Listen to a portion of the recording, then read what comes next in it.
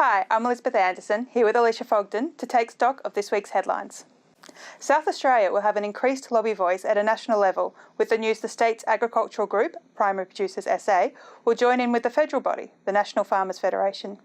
PPSA Executive Chairman Rob Kiernan said this would enable SA to have a seat at Canberra, but would also add to the voice of NFF. The announcement was made at the inaugural Growing SA conference, which was held late last week, bringing together members of industry bodies Grain Producers SA and Livestock SA. This week, the Michael family's Carriwalloo station, situated 30 kilometres north of Port Augusta, was announced as the home of the state's new $650 million solar thermal plant.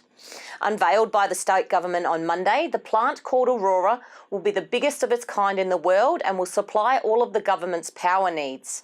The result came after 5 years of campaigning by the Repower Port Augusta and Solar Citizens Group.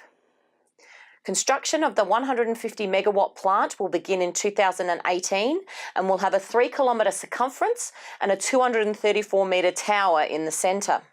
The Michael family, who run about 25,000 sheep, said the land for the plant was a small fraction of the 153,780 hectare property. The best ram in the state comes from the Mallee, with the announcement of the Ram of the Year at the Christabrook Show at the weekend. Wes and Andy Titley of Sherlock Palmerino stud Sherlock are celebrating after Ram Hunter won the Supreme Ribbon. The stud had previously won the pairs competition in 2007. Hunter will head to Dubbo, New South Wales this week to contest for the title of Australian Supreme Merino Ram at the national competition.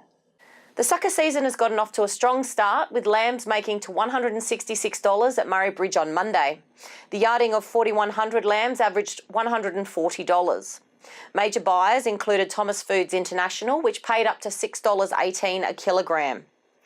TFI buyer Paul Leonard was surprised by how much weight was in the lambs yarded.